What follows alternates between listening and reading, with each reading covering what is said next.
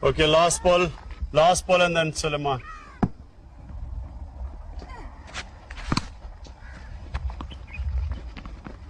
Come on, Qasim.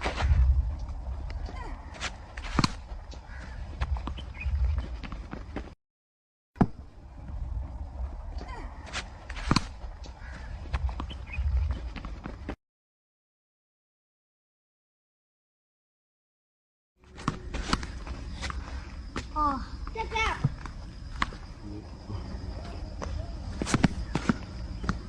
It's only been a year since they've had any interest in cricket. Otherwise, on television, we were sitting and, in front of the TV, and if cricket came along, I would have a chorus either side, not boring cricket again, so I had to flick the channel again.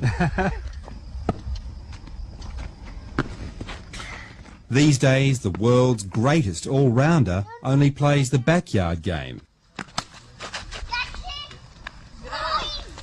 They love it here, open spaces.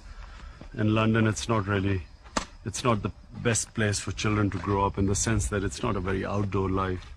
And here, so, it's perfect for them.